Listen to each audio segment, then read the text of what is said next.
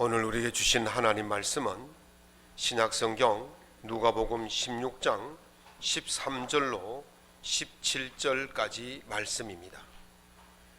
제가 갖고 있는 신약성경 123면에 있습니다. 누가복음 16장 13절로 17절까지 말씀을 한 목소리로 낭독하겠습니다.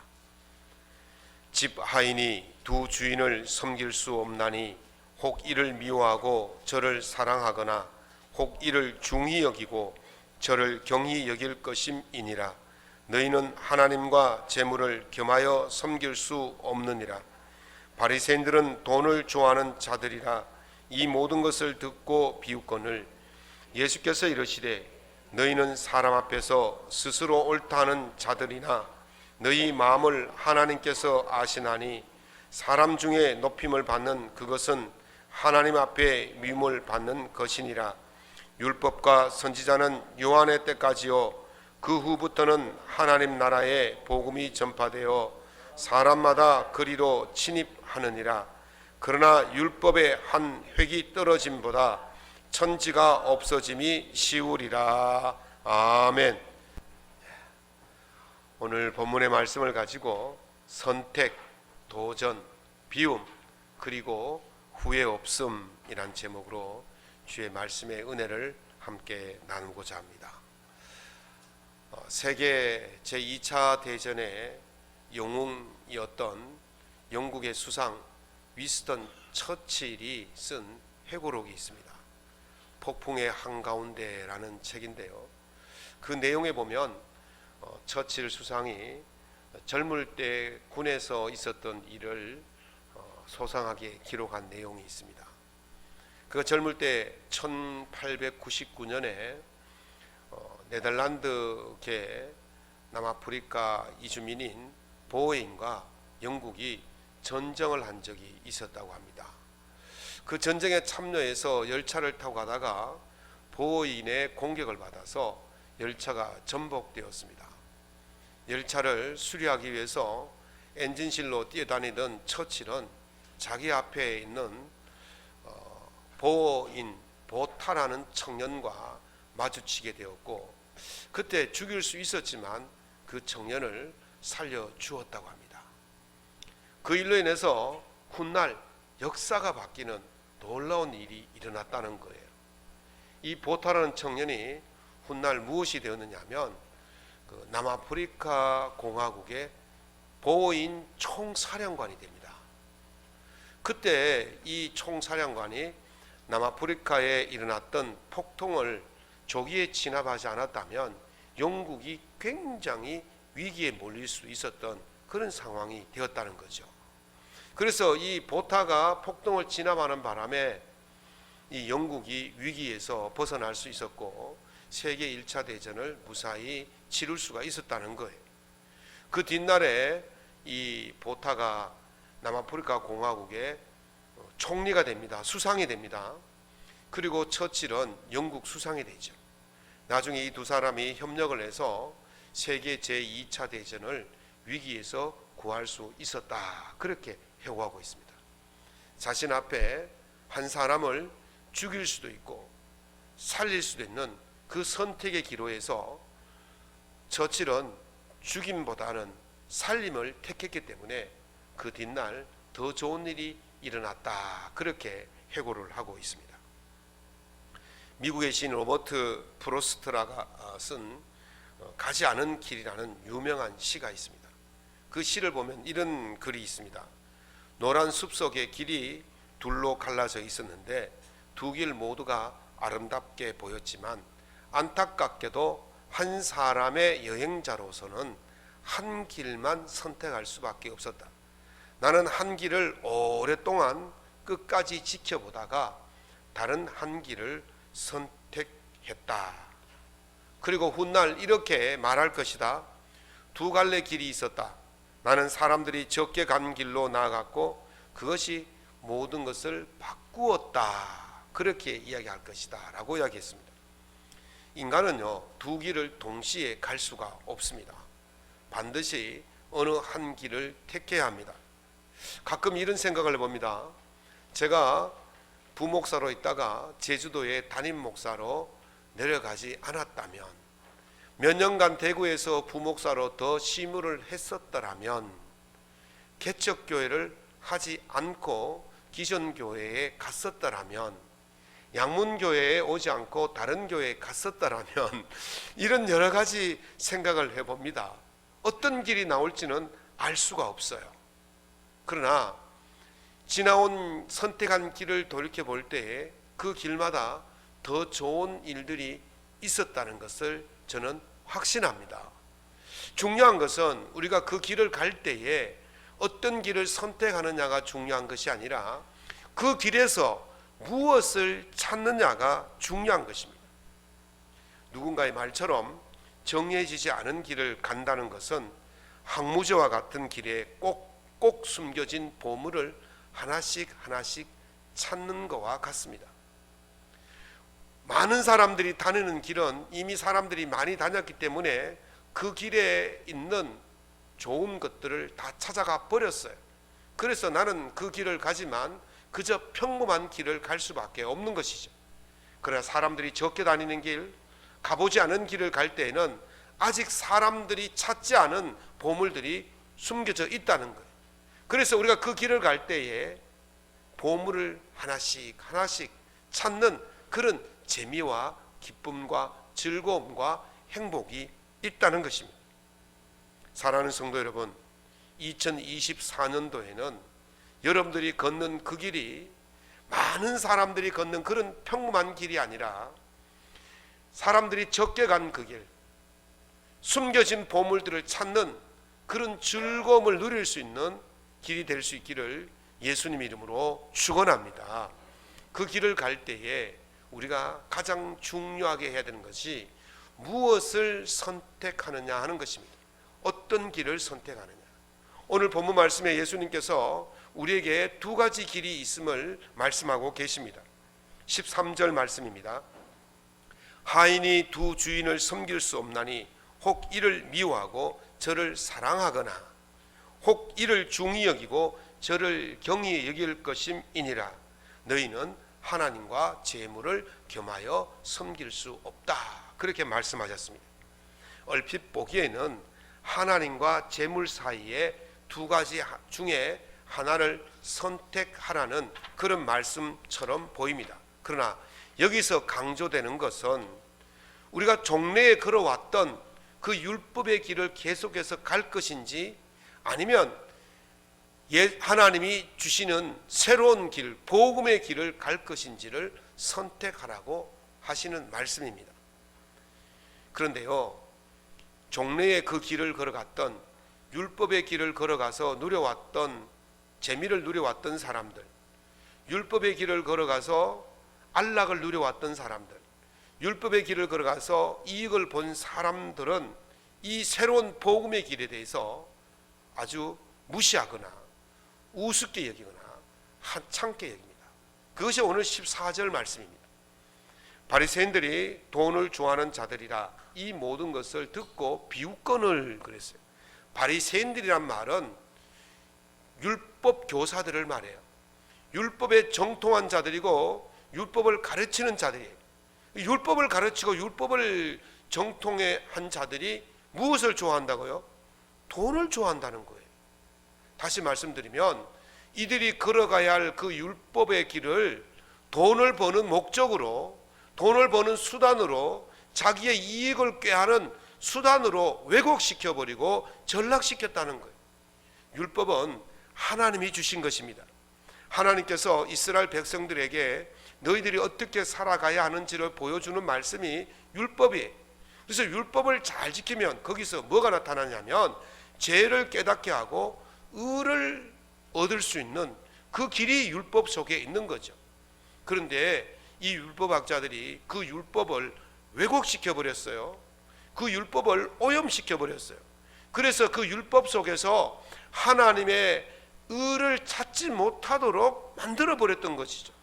그래서 예수님께서 너희들이 걸어갔던 오염된 율법, 왜곡된 율법, 그 길을 버리고 새로운 길, 하나님을 제대로 섬길 수 있는 그 율법의 본래의 목적, 그 본래의 의미, 그 본래의 목표를 향해서 돌아서라고 말씀하고 계시는 거예요.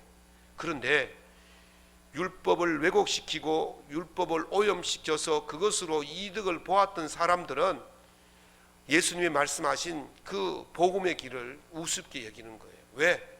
내가 이제까지 율법을 가지고 잘 먹고 잘 살았는데, 율법을 가지고 즐겁게 누리고 살았는데, 이제 처음 가보는 길, 어떤 것이 있는지 알지 못하는 길, 그 위험한 길을 왜 가라 그래? 나는 가지 않을 거야. 나는 이 율법을 통해서 더 잘 먹고 잘 살 거야. 그렇게 이야기하고 있다는 것이죠. 그러나 예수님께서 율법을 버리라고 하신 것이 아닙니다. 율법의 본래의 목적, 하나님이 주신 그 율법의 본래의 목적인 의를 드러내는 그 길로 들어서라는 거예요. 그래서 예수님께서 내가 율법이나 예언을 폐하러 온 것이 아니라 완성하러 왔다 그랬어요. 예수님은 율법을 폐하러, 율법이 나쁘다고 한 것이 아니라 너희들이 오염시키고 왜곡시켜버린 그 율법을 내가 온전하게 만들기 위해서 오셨다 그랬어요. 그래서 바울사도는 예수님을 가리켜서 그리스도는 모든 믿는 자에게 의를 이루기 위하여 율법의 마침이 되니라 그렇게 말씀하셨어요. 여기서 마침이란 말은 헬라어로 텔로스라는 말인데 목적, 목표 이런 뜻이 있어요. 예수님은 율법의 목적이 되셨다는 거예요.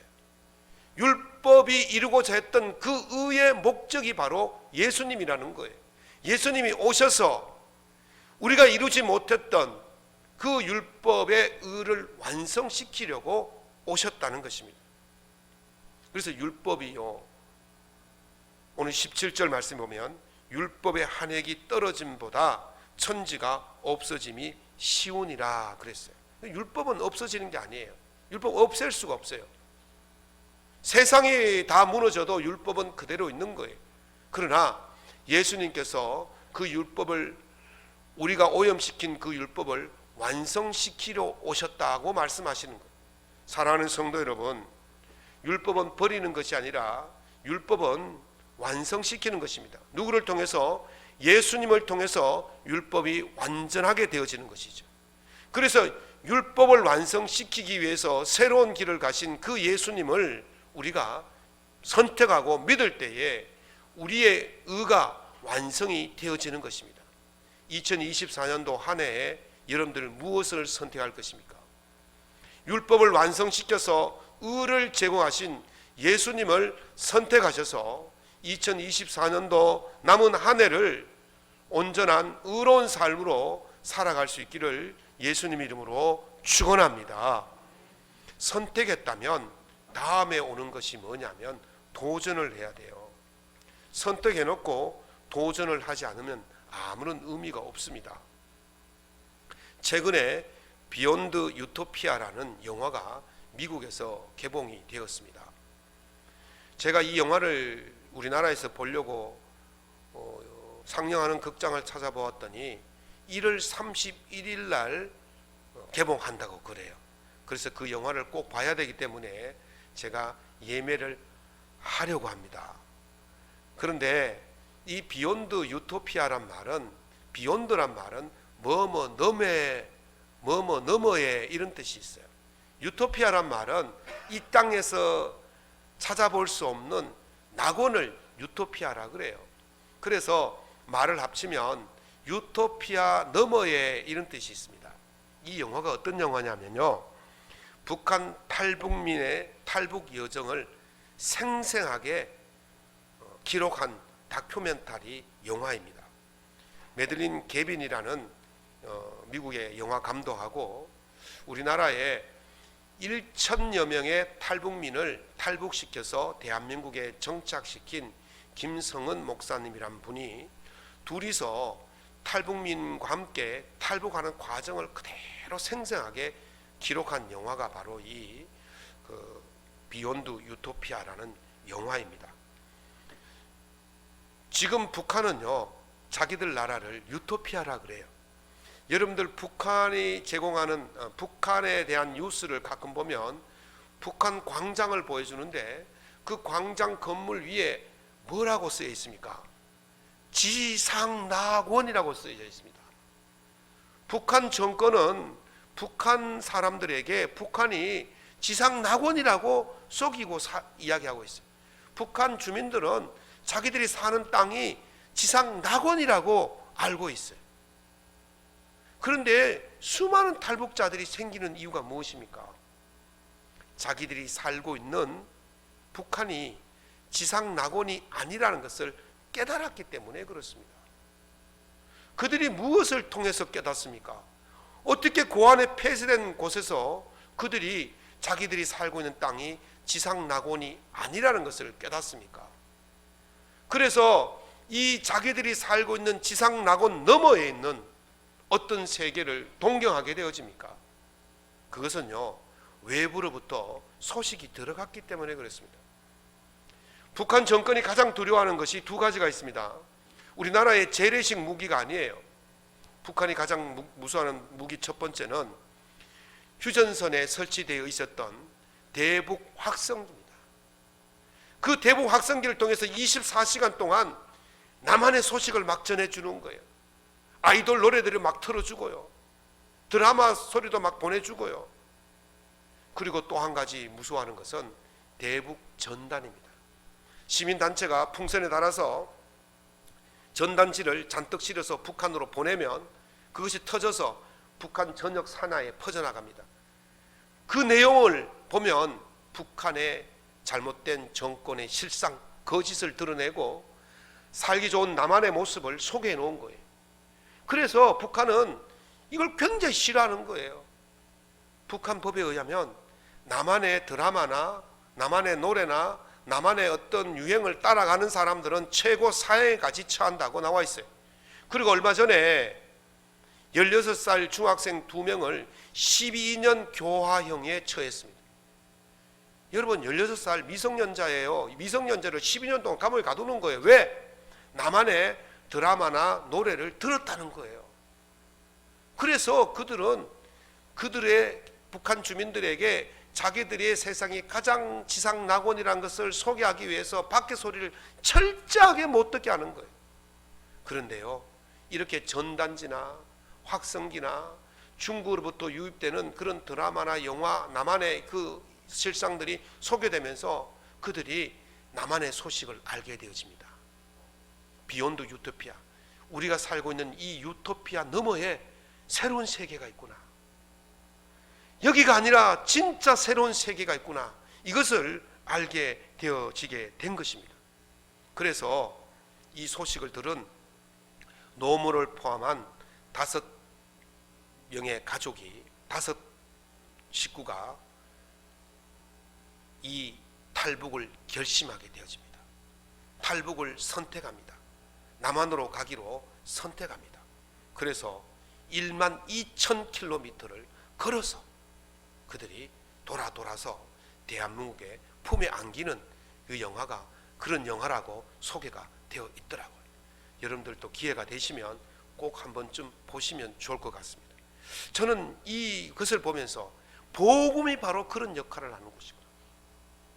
복음을 듣는 사람들은 믿음이 싹 트게 되어집니다. 그래서 로마서 10장 17절에 보면 믿음은 들음에서 나고 들음은 그리스도의 말씀으로 말미암느니라. 복음을 들으니까 거기에 대한 믿음이 생기는 거예요. 하나님의 나라에 대한 동경하게 되어지는 거예요. 하나님에 대한 확신이 서게 되어지는 거예요. 복음을 듣는 사람들은 영원한 생명에 대한 믿음이 생깁니다. 이 믿음이 생긴 자들은 가만히 있지 않습니다. 믿음이 생기고 가만히 있으면, 믿음을 선택하고 가만히 있으면 아무런 의미가 없는 거예요. 그 믿음을 내 것으로 만들려고, 그 믿음을 쟁취하려고 투쟁하고 싸워야 되는 거예요. 그것을 오늘 본문에서 16절에 하나님 나라의 복음이 전파되어 사람마다 그리로 침입하느니라. 침입이란 말은 나쁜 어감이잖아요. 공격한다는 뜻이에요. 빼앗는다는 뜻이에요. 그러나 이 침입을 우리가 좋게 여기면 어떻습니까? 우리는 그 복음의 나라, 그 생명의 길, 그것을 가지려고 도전하고 열정적으로 달려든다는 거예요.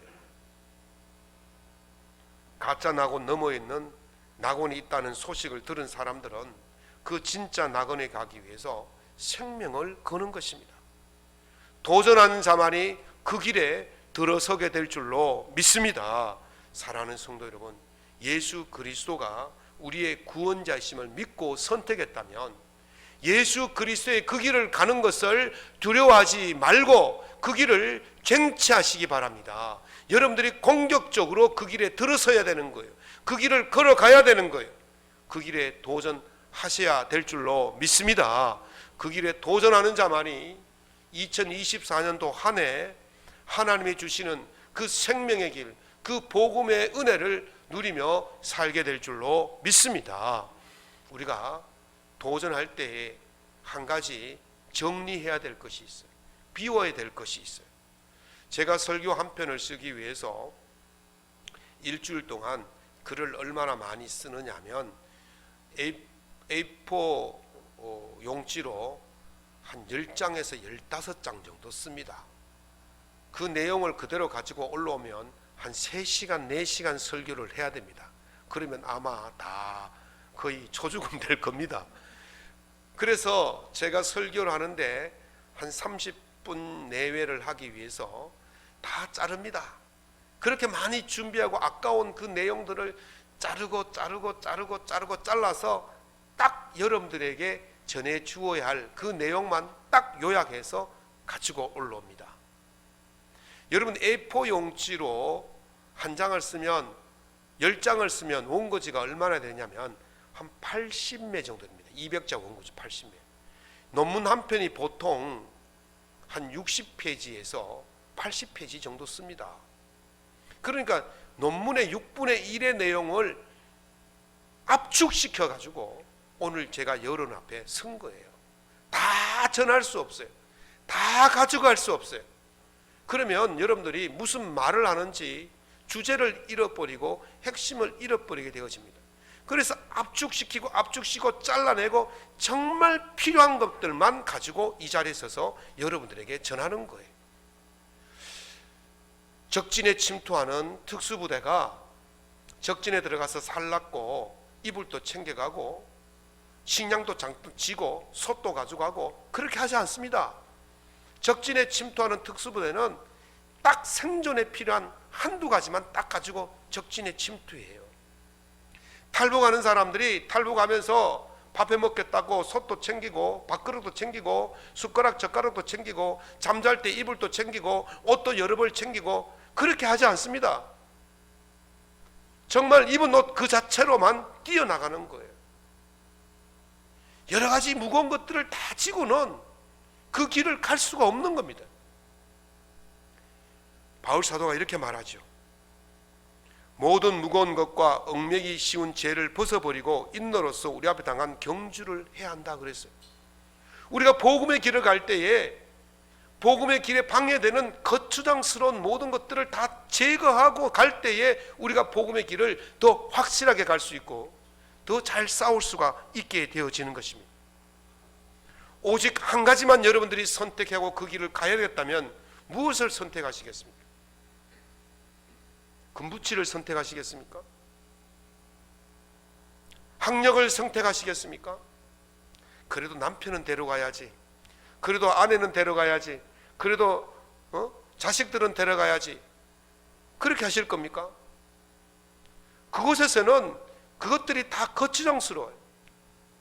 여러분들이 선택해야 될 것은 오직 예수 그리스도인 줄로 믿으시기 바랍니다. 예수 그리스도만 선택해야 돼요. 예수 그리스도의 복음만 붙들어야 돼요. 그래야 살 수가 있는 것입니다. 예수 그리스도의 그 생명의 길을 선택하기 위해서 오직 예수 그리스도만 선택하시고 나머지는 여러분들이 비우시고 가실 때에 복음의 그 길을 더 잘 갈 수 있게 되어지고 여러분들이 복음의 길을 확실하게 갈 수 있어야만이 여러분의 가족도 구원하고 여러분의 이웃도 구원할 수가 있게 되어지는 겁니다. 내가 복음의 길을 가지 못해서 제대로 구원의 은혜를 받지 못해서 어정쩡하게 사는데 누구를 구원할 수 있겠습니까? 그러므로 여러분이 먼저 복음의 길을 확실하게 갈 수 있기를, 예수님을 확실하게 붙들 수 있기를 예수 이름으로 축원합니다. 그 길을 비우고 갔다면 이제는 후회하지 말아야 됩니다. 송아지 송아지 얼룩송아지, 엄마서도 얼룩소 엄마 닮았네. 여러분들이 어릴 때 부르던 동요입니다. 요즘 또 초등학교에 이 노래 가르치나요? 이 노래를 쓴 작사자가 박목월 시인이라고 합니다. 박목월 시인은 장로님이십니다. 그분이 이런 시를 썼습니다. 돌아보지 말자라는 시가 있는데요, 내용이 이렇습니다. 하루에도 나는 몇 번이나 소금 기둥이 된다. 뒤를 돌아보지 않으려고 다짐하면서, 그러나 세상의 유혹에 이끌려서 나는 뒤를 돌아본다. 뒤를 돌아보았자 유황과 불이 퍼붓는 타오르는 소돔과 고모라의 나의 소돔과 고모라. 나는 하루에도 몇 차례 뒤를 돌아보고 소금 기둥이 된다. 신문지로 만든 관에 마음이 유혹되고 잿더미로 화하는 재물의 미련을 가지게 되고 오늘의 불 앞에 마음이 흔들리고 뱀의 혀의 꾀 앞에 빠져 뒤를 돌아본다. 거듭 믿음이 약한 자여 오로지 주를 향한 생명의 길만 보고 달려가자. 걸어갈 수 있는 믿음을 가지자. 그렇게 말했어요. 뒤를 돌아보면 무엇이 되었어요? 소금 기둥이 되어요. 뒤를 돌아보면 다 타버린 재물밖에 없는 거예요. 뒤를 돌아보면 아무것도 없는 것이 밖에 없다는 거예요. 뒤를 돌아보면 어리석은 미련한 자밖에 될 수가 없다는 것입니다. 그래서 뒤돌아보지 말고 오직 예수님을 바라보고 예수님만을 향해서 나아가는 것이 살 길이란 것을 이 시인이 말하고 있는 것입니다. 예수님의 말씀을 듣고 이해하지 못한 많은 사람들이 떠났어요. 그때 예수님이 제자들에게 묻습니다. 너희도 가려느냐? 그러자 베드로가 이렇게 말합니다. 주여, 영생의 말씀이 주께 있사오니 우리가 누구에게로 가오리까? 우리가 주는 하나님의 거룩하신 자이신 줄 믿고 알았습니다 라고 말했습니다. 사람들이 다 떠났지만 제자들 떠나지 않았습니다. 뒤를 돌아보지 않았습니다.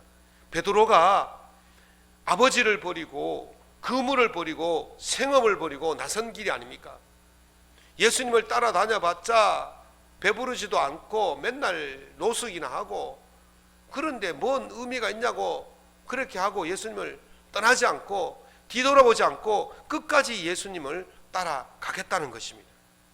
사랑하는 성도 여러분, 예수님께 생명이 있음을 믿으시기 바랍니다. 그러기에 예수님만 붙들고 예수님만 바라보고 앞으로 가야 되는 거예요. 바울 사도는 이렇게 말합니다. 형제들아, 나는 아직 내가 잡은 줄로 여기지 아니하고 오직 한 일, 즉 뒤에 있는 것은 잊어버리고 앞에 있는 것을 잡으려고 표대를 향하여 그리스도 예수 안에서 하나님이 위에서 부르신 부름의 상을 위하여 달려가노라 그랬어요.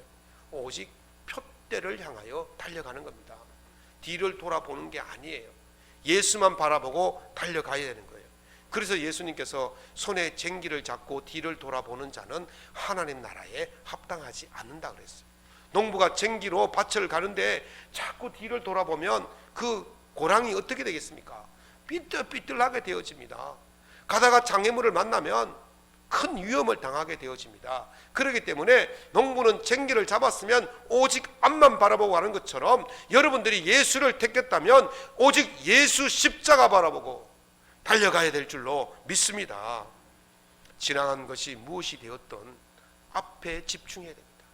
예수님께 집중해야 됩니다. 이미 지나간 것은 지나간 대로 그대로 두어야 됩니다. 지나간 것은 바꿀 수가 없어요. 하나님도 지나간 것은 바꿔주지 않습니다. 그러니 지나간 것에 자꾸 우리가 눈을 돌리지 말고 내 앞에 있는 그 생명의 길, 그 복음의 길에 대해서 여러분들이 정신을 바짝 차리고 집중하고 그 길을 쟁취하기 위해서 그 길에 침입하고 달려가야 될 줄로 믿습니다. 이것이 2024년도 새 길을 걸어가는 우리의 할 일인 줄로 믿습니다. 여러분들 그 길을 지금 들어선 그 길, 그 예수의 길, 그 생명의 길을 후회하지 않고 달려가셔서 하나님이 우리에게 주시는 그 생명의 은혜를 누리며 살아갈 수 있는 2024년도 한 해가 될 수 있기를 예수님 이름으로 축원합니다.